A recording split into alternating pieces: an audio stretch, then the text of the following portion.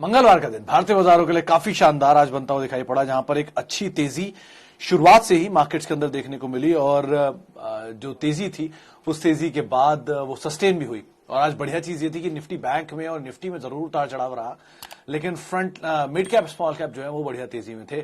2% की तेजी mid cap index में और करीब करीब 1.5 से 2% की तेजी स्मॉल कैप इंडेक्स में आते हुए दिखाई पड़ी। बढ़िया मूव रहा आज अक्रॉस द बोर्ड।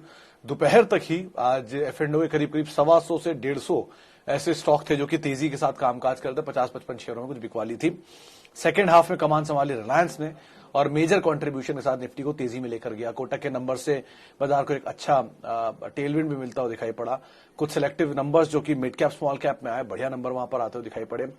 मिसाल के तौर पर जो बैंकिंग स्पेस में नंबर आए वहां पर अच्छे आंकड़े थे और उसके अलावा बाकी जो नंबर सेकंड हाफ में आते हुए दिखाई पड़े, सेंचुरी एनका जैसे, जेएसएल सार जैसे, जेएसएल लिमिटेड जैसे, जिनसे टाटा स्टील को भी एक अच्छा सपोर्ट मिला, यानी पूरे मेटल को भी एक अच्छा पुल बैक आता हुआ दिखाई पड़ा। तो बहुत सारे ऐसे स्टॉक, बहुत सारे ऐसे नाम जहां पर आज के सत्र में अच्छा मूव आता हुआ दिखाई पड़ा और उन शेयरों में जो मूव था वो शेयरों का मूव शायद सेकंड हाफ तक कंटिन्यू होता हुआ दिखाई पड़ा। तो बढ़िया तेजी मार्केट्स में बनते हुए दिखाई पड़ी और कई जो आपके पोर्टफोलियो में कल डिप रहे होंगे वो डिप वापस आज थोड़ा सा रिवाइव करते हुए जरूर दिखाई पड़े होंगे। वहां पर कुछ हद तक रिवाइवल जरूर आया होगा। अच्छा, अब शुरू करते हैं सवाल जवाब का सिलसिला और बातचीत करते हैं कुछ दर्शकों के सवालों को लेकर भी। सबसे पहला सवाल, fresh entry in Tata power Vipul organic. Vipul organic तो मैंने सुना भी नहीं कोई सी कंपनी है, लेकिन खैर टाटा पावर के बारे में जरूर कह सकता हूं कि अभी वेट कर लीजिए, क्योंकि टाटा पावर के नंबर्स वेटेड हैं और कोई कवर नहीं कर रहा है, कोई ब्रोकरेज हाउस ने नंबर्स को कवर नहीं किया, तो इसलिए इसके बारे में कहना बड़ा मुश्किल है कि आंकड़े किस तरह के रहेंगे। इसीलिए बेटर ये कि थोड़ा सिचुएशन को ईज आउट होने दीजिए, उसके बाद यहां पर कॉल ले, ज्यादा बेटर रहेगा। एक बार का डस्ट सेटल हो जाए, अच्छे नंबर आएंगे तो शेयर चलेगा, बुरे नंबर आएंगे तो शेयर टूटेगा। दोनों ही चीजों में दोनों डस्ट सेटल हो जाए उसके बाद आप ले लीजिएगा पोजीशन। मतलब स्टॉक अच्छा है, लोअर लेवल्स पे आप ऐड कर लीजिए, कोई दिक्कत नहीं है, लेकिन जो इवेंट है उसको बीच जाने दीजिए, उसके बाद ज्यादा बेटर रहेगा। अच्छा, मुथूट फाइनेंस, हर्षद साहब, जो लास्ट क्वार्टर तक के नंबर थे वो तो बहुत बढ़िया थे। 2-3 चीजें इसमें बड़ी इंटरेस्टिंग है। पहला, मुथूट फाइनेंस अभी भी 181 टन अपने पास गोल्ड रखता है, जो कि जिसकी एवरेज में वो लोगों को लोन देता है और उस गोल्ड का इस्तेमाल, उस गोल्ड की वैल्यू जो बढ़ती है उससे इनकी एलटीवी जो लोन टू वैल्यू होती है वो एडजस्ट होती रहती है। यूजुअली 70-72% के आसपास की एलटीवी लेकर चलते हैं। मिसाल के तौर पे 100 रुपए का लोन है तो 70-72 रुपए, मतलब 100 रुपए का गोल्ड है तो 70-72 रुपए उस पर देंगे। तो जैसे तो गोल्ड की कीमतें बढ़ती है, इनकी एलटीवी और कम होती चली जाती है। पेमेंट डिफॉल्ट के चांसेस होते नहीं ज्यादा, क्योंकि पेमेंट डिफॉल्ट होगा भी तो गोल्ड इनके पास है। ब्रांच एक्सपैंड कर रहे हैं, साउथ में बहुत बढ़िया इनका नेटवर्क है और नॉर्थ में भी एक्सपैंड कर रहे हैं। ग्रुप भी अच्छा है, बने रहिए, नीचे मिल जाए और ले लीजिए। अच्छा जी, आगे बढ़ते हैं और Devyani international IPO allotted holding period 5 years। Mishra साहब, देवयानी केस में यही बोलूंगा कि आपको तेजी में निकल जाए। मतलब वैसे तो ये ग्रुप ने बढ़िया पैसा बना के दिया है वरुण बेवरेजेस के जरिए, जयपुरिया ग्रुप की कंपनी है और उन्होंने तेजी दिखाई, मूव भी आया। देवयानी भी मास्टर फ्रेंचाइजी है KFC, कोस्टा, पिज्जा हट जैसे ब्रांड्स का, लेकिन वांगो भी एक ब्रांड इसमें से, लेकिन फिर भी जो डोमिनेंस है अलग अलग सेक्टर में सबकी है। मिसाल तौर पे मैकडोनल्ड्स KFC के सामने, कॉफी के में तो ऑब्वियसली डंकिन एंड ऑल बैठे, स्टारबक्स बैठे हैं और पिज्जा में जुबिलेंट फूड है। मास्टर फ्रेंचाइजी ये भी है, लेकिन ये ज्यादा single based product based master franchise और ज्यादा अच्छी प्रोडक्ट है इनके।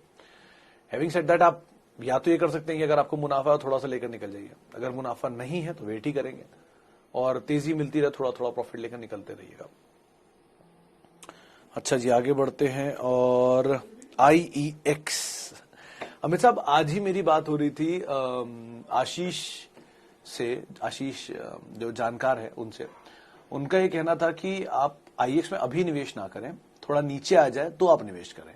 सेम IRCTC में भी यहां निवेश ना करें, नीचे मिल जाए तो आप निवेश करें। ये ऑलरेडी एक बढ़िया तेजी देखी है और दोनों में एडजस्टमेंट्स आएंगे अभी। इसमें स्प्लिट आएगा और उसमें बोनस आएगा और दोनों की एडजस्टमेंट के बाद इक्विटी डाइल्यूट होगी और इक्विटी डाइल्यूशन मतलब 100 रुपए का मुनाफा कई हिस्सों में और ज्यादा बटेगा।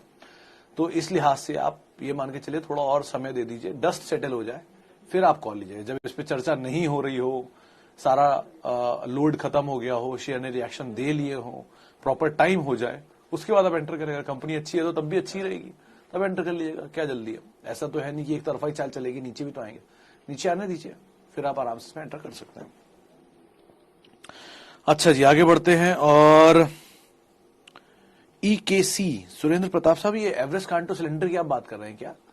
बड़े टाइम बाद इसकी चर्चा शुरू हुई है। मतलब यूजुअली तो इसमें आप तेजी में तो निकल ही जाए, वही रखिएगा कॉल अपनी, क्योंकि इसमें ये मोमेंटम बेस्ड स्टॉक होता है एक, दूसरा इसमें लॉन्ग टर्म ट्रिगर नहीं होते, और ट्रबल से ज्यादा बेटर यही है कि आप उन कंपनी चुनिए जहां पे इतना इश्यूज ना हो।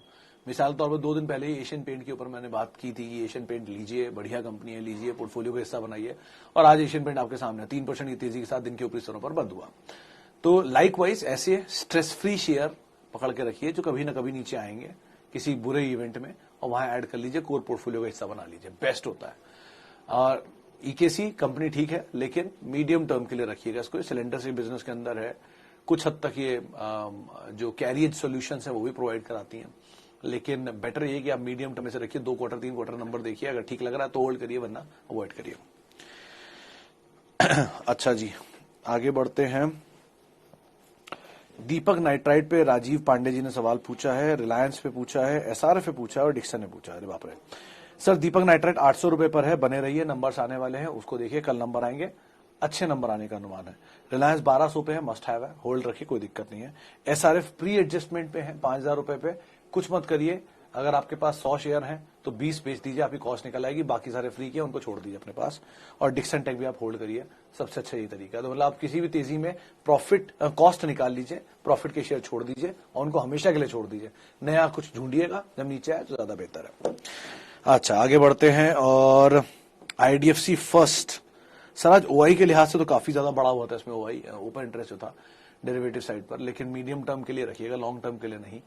प्रॉफिट मिलता चले, थोड़ा थोड़ा ऊपर निकलते रहिएगा। ये बात अलग है कि 57 रुपए तक ये कभी जाता था, 65 रुपए, उसके बाद गया नहीं, तो ये बहुत टाइम से चला नहीं है। जब चलेगा तो शायद थोड़ा ज्यादा चलेगा, लेकिन फिर भी बैंक्स मतलब HDFC, ICICI, एक्सिस, इंडसइंड और कोटक, इन 5 बैंक को देखिए। इसमें सबसे पहला कोटक, इसलिए मतलब HDFC और ICICI बुरा भी नहीं है, ये भी बढ़िया है। कोटक के केस में एक बड़ी इंटरेस्टिंग चीज ये हुई है कि ICICI बैंक और HDFC बैंक की सब्सिडरीज लिस्टेड है, कोटक की कोई सब्सिडरी लिस्टेड नहीं है, और मल्टीपल सब्सिडरीज इसके अंदर आती हैं, और उन्होंने अब तक लिस्ट कराया भी नहीं है इसको। तो अगर आप सब्सिडरीज की ही वैल्यू तलाश लीजिए, ICICI सिक्योरिटीज के सामने या HDFC लाइफ के सामने, तो इनकी सब्सिडरीज की भी तो कुछ वैल्यू होगी। वो वैल्यू अगर उसकी 20% या 30% में, तो भी कोटक भी बहुत हाईली अंडर वैल्यूड है। तो इस लिहाज से आप इन्हें देखिएगा। PSU में SBI। अच्छा, आगे बढ़ते हैं। EIL 1000 share 84, MOIL 2000 share 131। कमल साहब, सरकारी कंपनियां दोनों तेजी मिले, बढ़िया मोमेंटम आए, निकल जाइए, इससे ज्यादा इनको होल्ड मत करिएगा। लॉन्ग टर्म के लिए मत सोचिए ना, मीडियम टर्म के लिए ना सोचिएगा, तेजी मिलती रहे, निकलते रहे, इसमें कोई प्रॉब्लम नहीं है। कंपनियां दोनों ठीक है, EIL भी अच्छी इंजीनियरिंग कंपनी है और MOIL भी ठीक ठाक कंपनी है। प्रॉब्लम बस यही है कि ऊपर के लेवल पे OFS आ जाते हैं आमतौर पे इन पे, और OFS अगर आएगा तो डिस्काउंट पे आएगा, तो वो एक ओवरहैंग रहता है इनके साथ, लेकिन बाकी सब चीजें ठीक है। बेटर यही कि आप तेजी मिलती रहे, थोड़ा थोड़ा प्रॉफिट लेकर निकलते रहिए।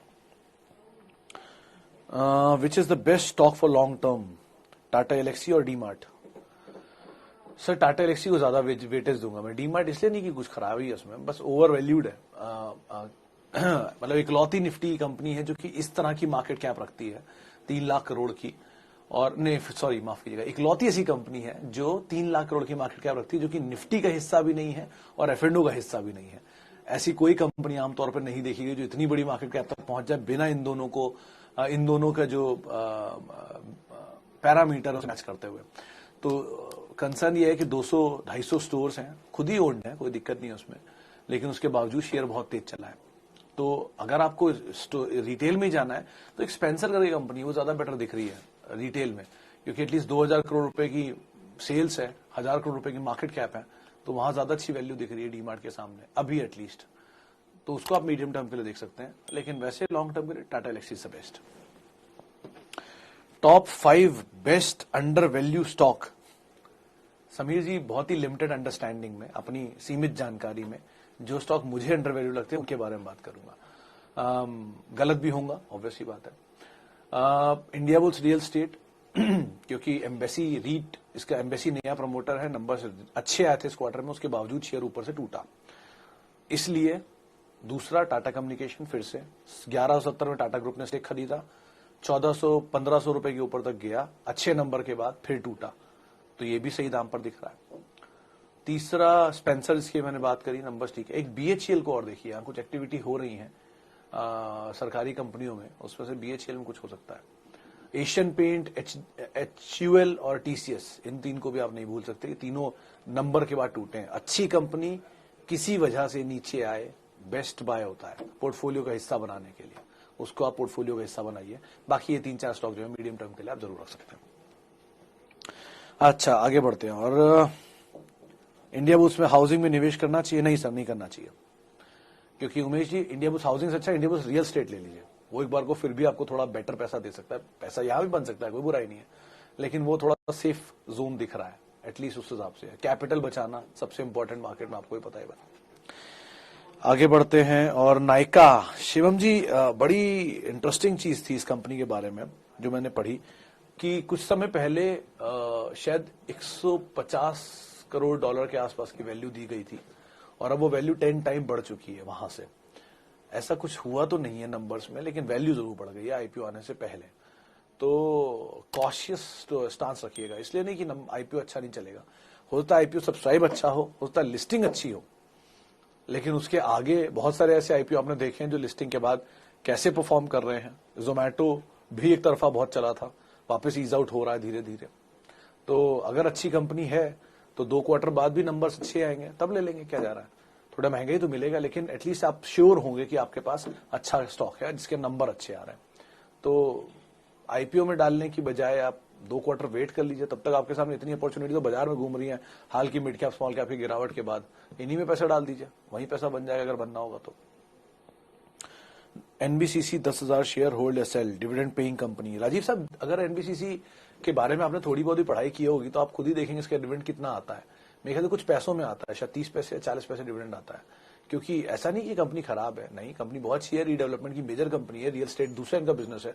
दिल्ली एनसीआर के सारे प्रोजेक्ट्स को रीडेवलप करती है, मेजरली सरकारी है, इतनी बड़ी प्रगति मैदान की बिल्डिंग बना रही है, अटके हुए प्रोजेक्ट्स के ऊपर भी काम कर रही है, बढ़िया मैनेज कंपनी है, ये सब तो अच्छा है। एक ही फ्लॉ है कि आप इसकी हिस्ट्री पढ़िएगा कभी या चार्ट देखिएगा, आईपीओ के बाद से शेयर एक तरफा चला था, जैसे आईआरसीटीसी चला है, उसके बाद इसमें स्प्लिट बोनस एक साथ आ गया था, जहां इसकी इक्विटी डाइल्यूट हुई थी बहुत तेज, और वो इक्विटी डाइल्यूशन के बाद शेयर इतनी बुतना नीचे आ गया था। ऑब्वियसली बात है, इसका प्रॉफिट इतना ज्यादा नहीं था, वो डाइल्यूट होने के बाद कुछ रह गया।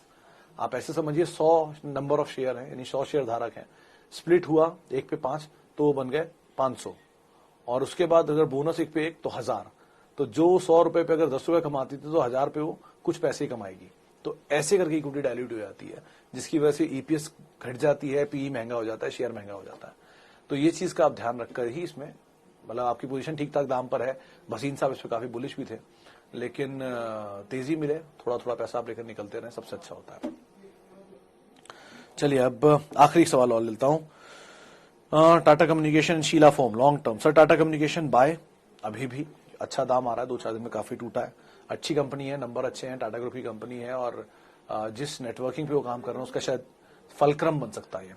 शीला फोम भी कंपनी ठीक है, बिजनेस भी इनका ठीक है, और दिवाली वाला सीजन भी इनके लिए बढ़िया होता है। तो गोइंग फॉरवर्ड 2-3 क्वार्टर के लिए तो आप इसे रख ही सकते हैं एटलीस्ट, लेकिन लॉन्ग टर्म के लिए जरा देख संभल कर ही पोजीशन बनाएगा। ज्यादा बेटर दोनों में टाटा कॉम है।